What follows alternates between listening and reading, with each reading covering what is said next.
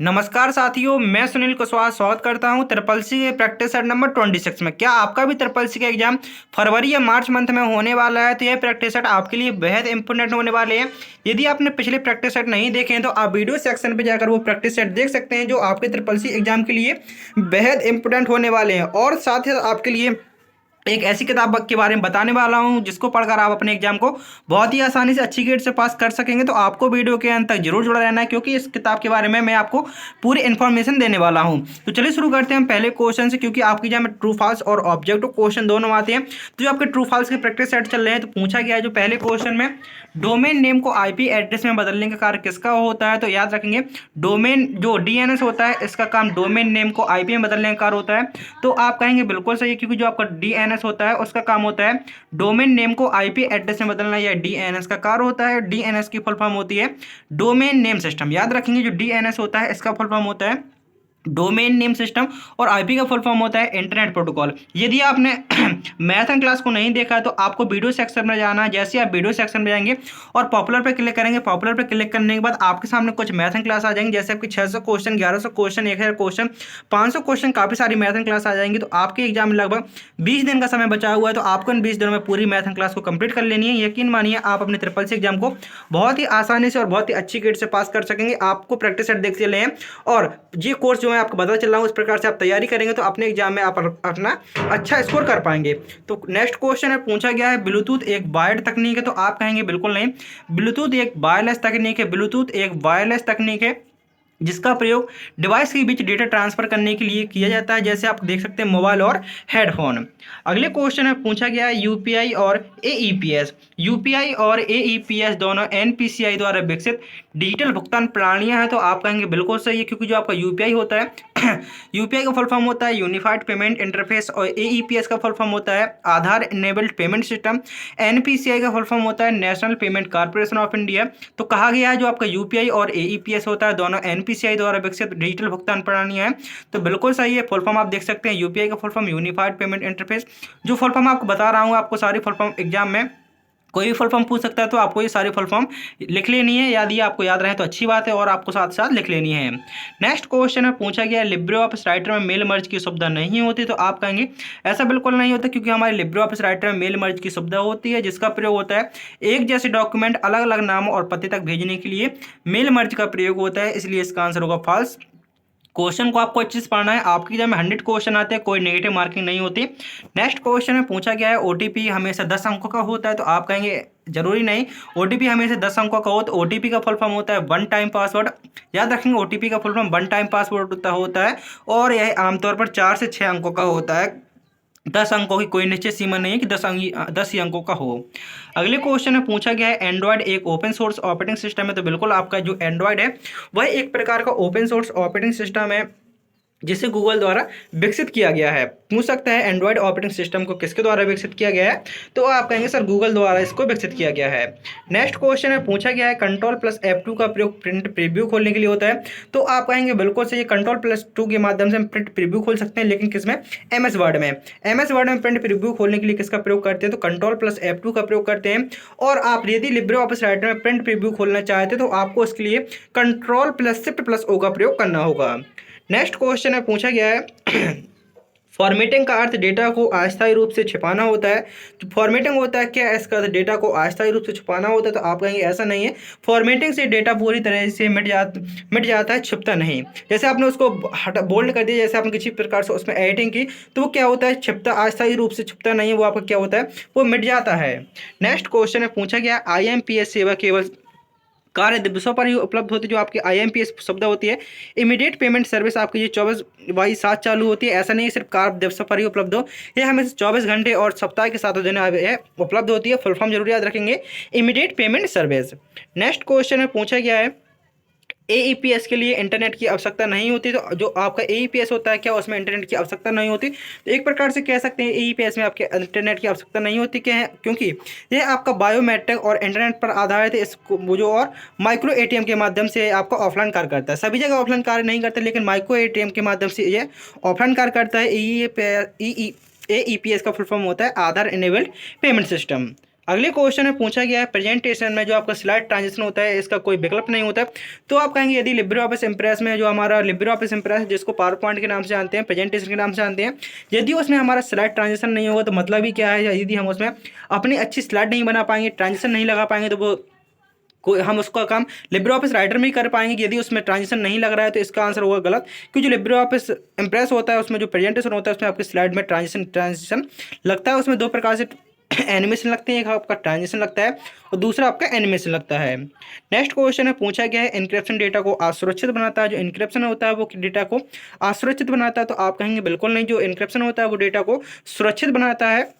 जैसे आप व्हाट्सएप में किसी को मैसेज करते हैं तो वो आपका एन्क्रिप्शन के रूप में जाता है, आपने मैसेज किया, बीच में आपका सर्वर पर गया, वो आपका डिकोड हो गया और आपका जब जिसको आपने भेजा है, आपके द्वारा भेजा गया मैसेज जिसको आपने भेजा है सिर्फ वही पढ़ सकता है। बीच में आपका क्या होता है, इनक्रिप्ट होता है, कह सकते हैं इनक्रिप्ट के रूप में। जैसे इनक्रिप्शन आपका क्या हो गया सुरक्षित हो गया और डिक्रिप्ट हो गया नॉर्मल हो जाएगा। इनक्रिप्शन डेटा को सुरक्षित और गोपनीय बनाता है और जिससे अनऑथराइज एक्सेस से बचाव होता है।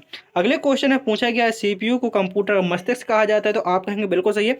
आपके एग्जाम में 100 क्वेश्चन आते हैं और लगभग 60 से 65 क्वेश्चन होते हैं वो हमारे ऑब्जेक्टिव आते हैं और 35 से 40 क्वेश्चन होते हैं वो ट्रू फॉल्स के आते हैं। और जो लगभग 60 से 65 क्वेश्चन ऑब्जेक्टिव आते हैं जिसमें आपके 15 से 20 क्वेश्चन नॉर्मल रहते हैं और आपके हार्ड क्वेश्चन भी आते हैं और आपके एक्स्ट्रा हार्ड भी आते हैं जो आपके एडवांस कह सकते हैं। तो आपके एग्जाम में किसी भी प्रकार का क्वेश्चन आएगा, आपको क्वेश्चन को अच्छे से पढ़ना है और तभी उसका आंसर लगाना है। और जो आपको किताब के बारे में बताने वाला हूँ यकीन मानिए यदि आप उस किताब को देख लेते हैं तो आपके लिए सारे क्वेश्चन ईजी ही लगेंगे, क्योंकि उसमें आपके सारे चैप्टर को बहुत अच्छी तरीके से कंप्लीट कराया गया है।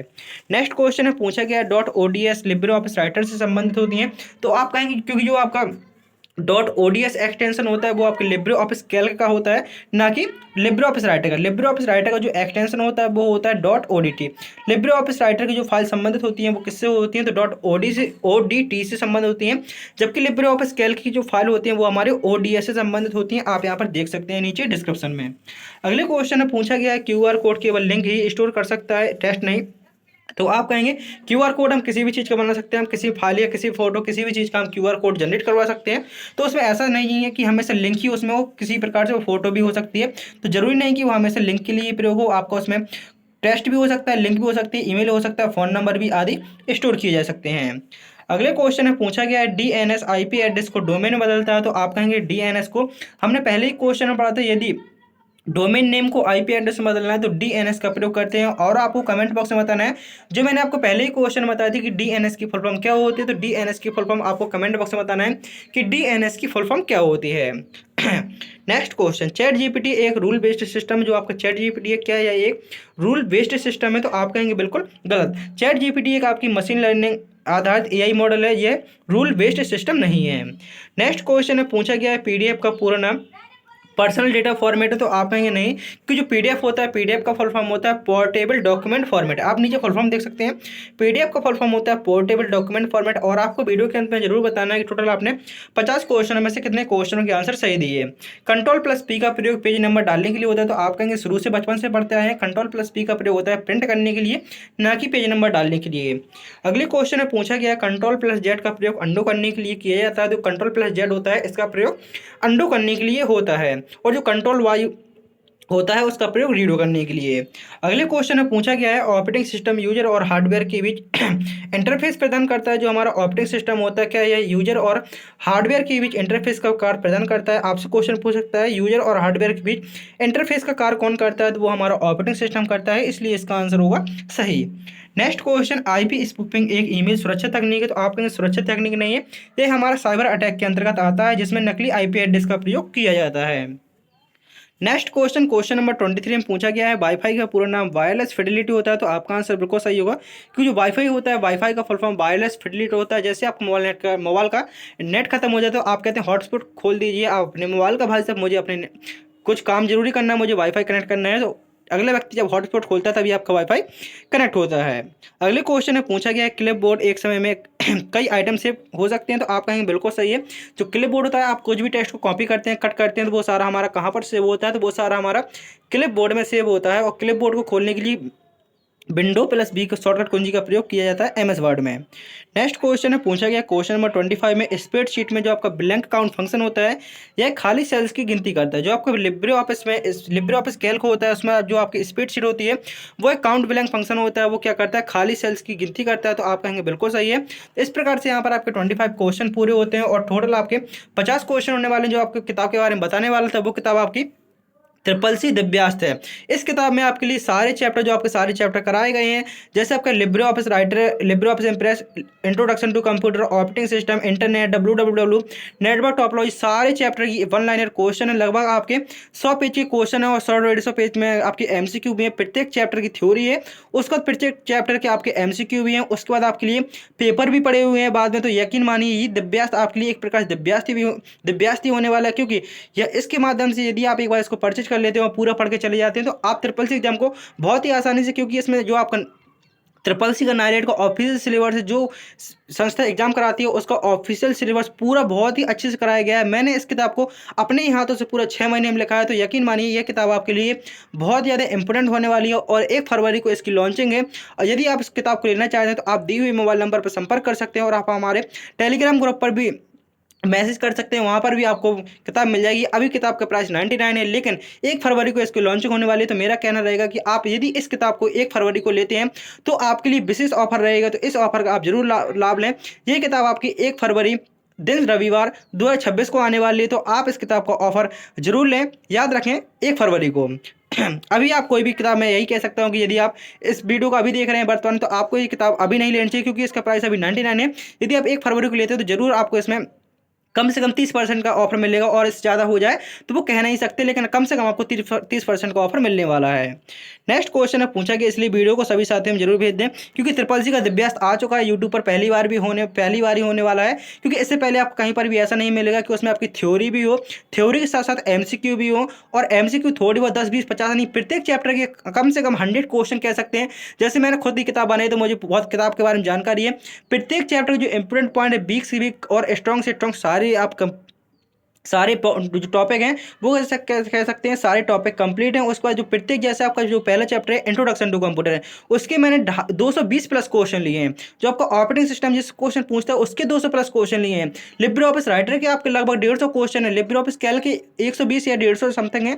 और आपके लिब्रे ऑफिस इंप्रेस के ठीक इसी प्रकार से आपके सारे चैप्टरों के इंपोर्टेंट क्वेश्चन है। उसके बाद शॉर्टकट किए फुल फॉर्म, मैंने कहने का मतलब है जब मैंने इस किताब को 6 महीने लगाया है तो यकीन मानता हूँ और आपको विश्वास दिलाता हूँ, यदि आप किताब को पूरा अच्छे से पढ़ लेते हैं तो आपके पेपर में क्वेश्चन जरूर फंसेंगे। मुझे उम्मीद है कि आप मेरी किताब पर जरूर प्यार दिखाएंगे। आपका ही सपोर्ट मुझे आगे ले जाएगा। और इस किताब का आप जब फीडबैक देंगे, सर इस किताब से इतना ज़्यादा पूछा गया है, तो यकीन मानिए आपकी सफलता हम लोगों की सफलता होती है। आपसे यहाँ पर जो थोड़ा सा प्राइस होगा वो मैं जितना ज़्यादा, मैंने 30% अभी ही बोल दिया है, इससे ज़्यादा ही करूँगा, इससे कम नहीं आपका होने वाला। नेक्स्ट क्वेश्चन है पूछा गया है कैप्चा का प्रयोग बॉट्स को रोकने के लिए होता है। तो आप कहेंगे बिल्कुल सही है, तो कैप्चा होता है इसका प्रयोग बॉट्स को रोकने के लिए होता है। नेक्स्ट क्वेश्चन है पूछा गया है पीडीएफ फाइल को संपादित नहीं कर सकते। तो आप कहेंगे पीडीएफ फाइल को हम जो आपका स्पेशल ऐप आते हैं उनके माध्यम से आप उसको एडिट कर सकते हैं। अगले क्वेश्चन में पूछा गया है लिब्रे ऑफिस राइटर में टेबल को इंसर्ट करने के लिए Ctrl+F12 का प्रयोग होता है। तो बिल्कुल सही आंसर होगा। यदि आप लिब्रे ऑफिस राइटर में टेबल को इंसर्ट करना चाहते हैं तो उसके लिए आपको Ctrl+F12 शॉर्टकट कुंजी का प्रयोग करना होगा। नेक्स्ट क्वेश्चन है पूछा गया है फिशिंग एक प्रकार का नेटवर्किंग तकनीक है। जो फिशिंग है वो क्या है, एक प्रकार की नेटवर्किंग तकनीक है। तो आपका आंसर बिल्कुल सही होगा। सॉरी, आपका आंसर वो गलत होगा, क्योंकि जो फिशिंग होता है उसके माध्यम से आपका क्या होता है, डेटा लीक होता है कहीं ना कहीं से, वो साइबर क्राइम के अंतर्गत आ जाता है। तो फिशिंग कोई आपकी नेटवर्किंग तकनीक नहीं है।